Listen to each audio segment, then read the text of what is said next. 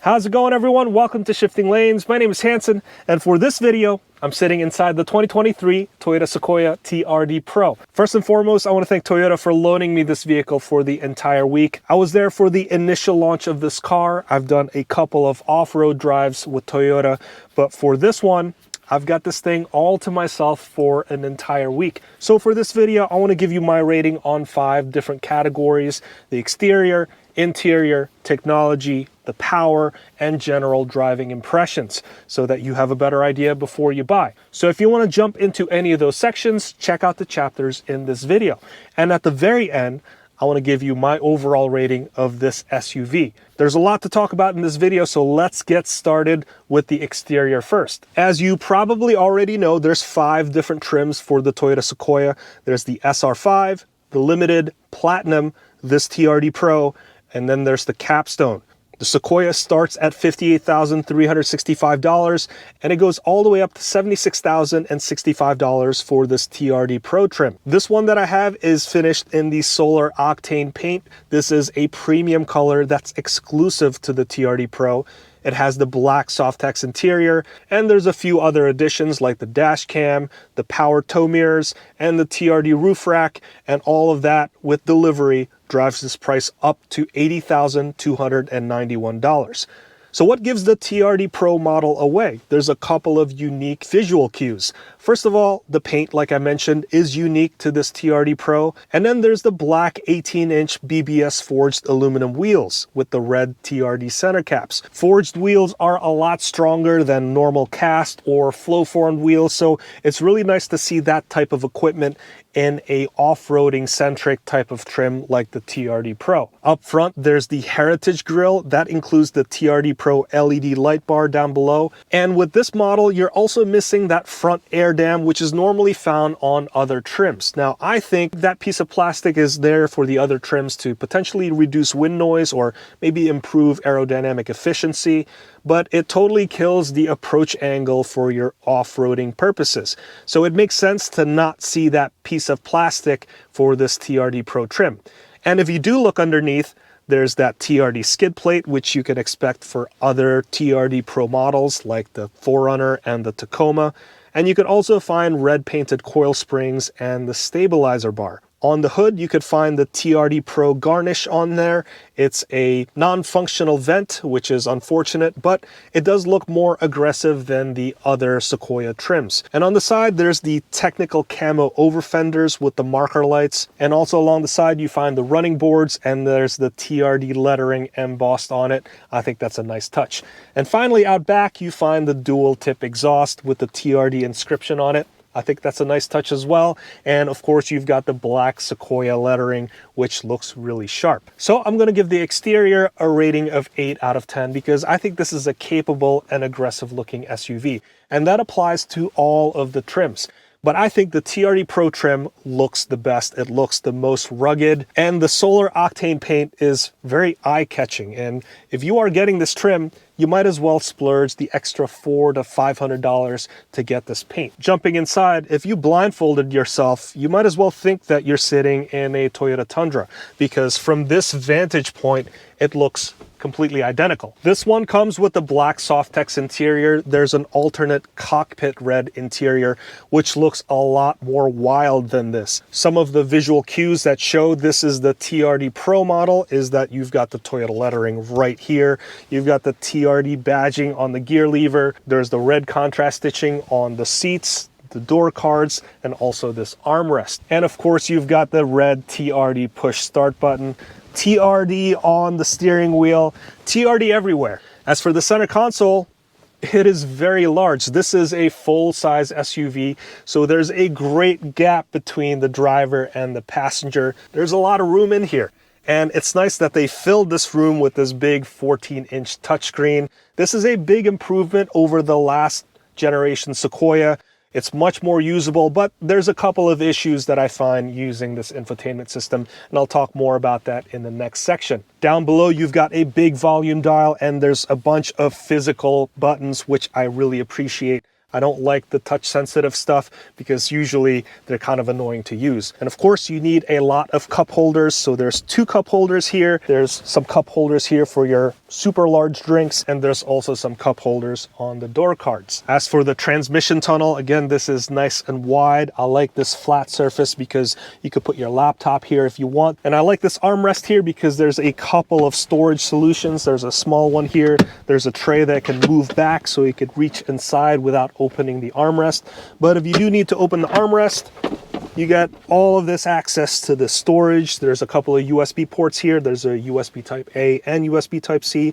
Nice to have those options. And over here, you've got your driving mode controls. You've got your 2-speed transfer case controls here. So you can go between 2 high, 4 high, and 4 low. Over here, you've got your drive mode dial. This is a single selector that you could toggle between drive mode, your tow haul mode, your crawl control, and your multi-terrain select. As for the steering wheel, there's lots of controls on here. The left-hand side controls features on your screen, and on the right is your cruise control and lane keeping and follow distance controls. On the left-hand side of the dash, there's even more controls there for your light bar, your heated steering wheel, and various other things. If you want to extend your power tow mirrors, you could do that with this button. Moving to the second row, for the TRD Pro, you only get captain's chairs on here, and there's plenty of legroom at 39.2 inches. I like that there's venting and the HVAC controls in the center console, and there's also a built-in sunshade. And for the third row, if you want to get in, it is super easy.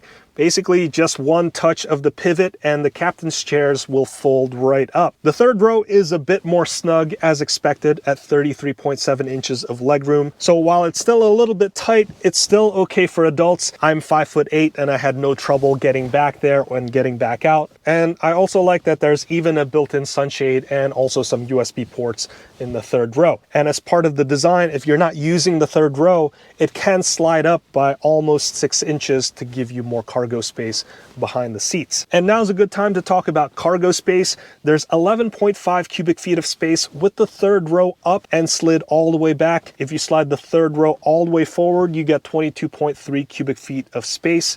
There's also the shelving system, which is awesome. It works really well with the rear window that can open. That's one of the features that I like with this third generation Sequoia. You could access that window from the outside. So if you have groceries, you could just open up that window and stuff it in. And with the shelving system, you could adjust how deep that is. Personally, I like the second generation Sequoia better because for that window, it's actually powered and it doesn't pivot up and you can control it from inside the car. Now, if you need more space or generally don't use the third row, you could fold that down and it gives you 49 cubic feet of space. If you also fold the second row down, that space grows to 86.9 cubic feet. Now that sounds like a lot, but that's much worse than the second generation Toyota Sequoia because the previous generation, you can get up to 120 cubic feet of space. That's gigantic. And the reason why it's so much less here is because of the rear suspension changes. This one has a live rear axle. The previous one had independent rear. It drives about the same, and I'll talk more about this in my overall driving impressions, but it does affect the overall packaging and the available space in this car. And you'll also notice that the third row doesn't fold flat down.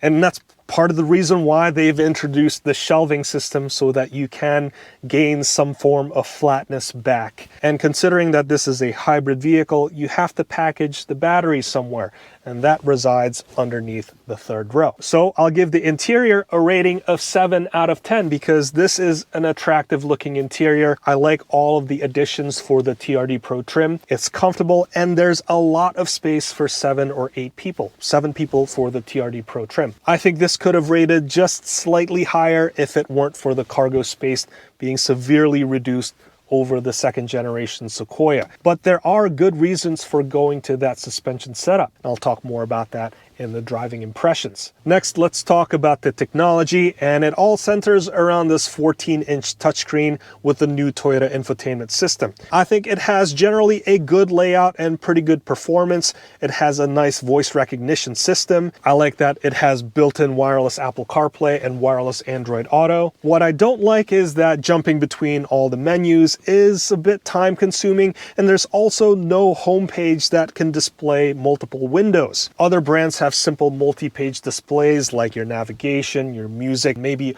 other driving metrics. This is a big display, and to not split it up in multiple ways seems kind of a missed opportunity. Now, if you look through the steering wheel, there's the 12.3-inch digital cluster display.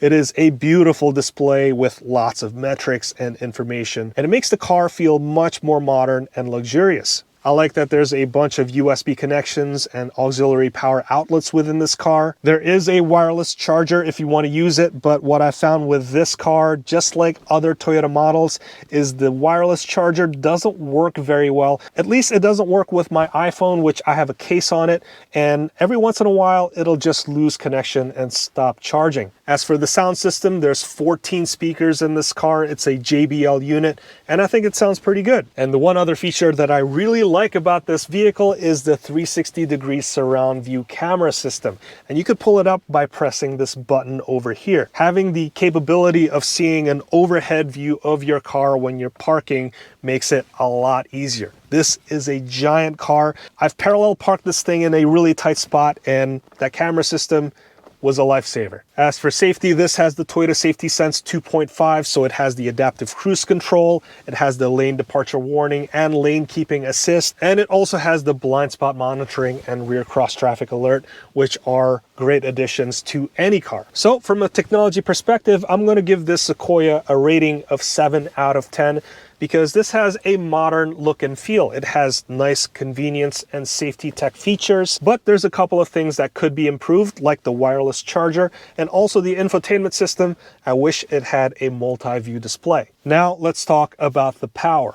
All Sequoias are hybrids. For the Toyota Tundra, you can either spec it with the non-hybrid version or the hybrid version, but considering what the Toyota Sequoia has to do and all of the people that it has to carry, you can only spec it as a hybrid. And between the hybrid and the 3.5-liter twin-turbo V6, this nets you 437 horsepower and 583 pound-feet of torque. This is a heavy car. It's about 6,150 pounds, and the 0 to 60 time is actually very good. It's about 6 seconds. That's pretty quick for any car, and it's just mind-blowing for a car of this size. As for towing, this has a maximum capacity of over 9,000 pounds. I've towed with a different Sequoia before, and towing is super easy to do with this SUV. Now, the towing capacity is a big jump over the second generation Toyota Sequoia.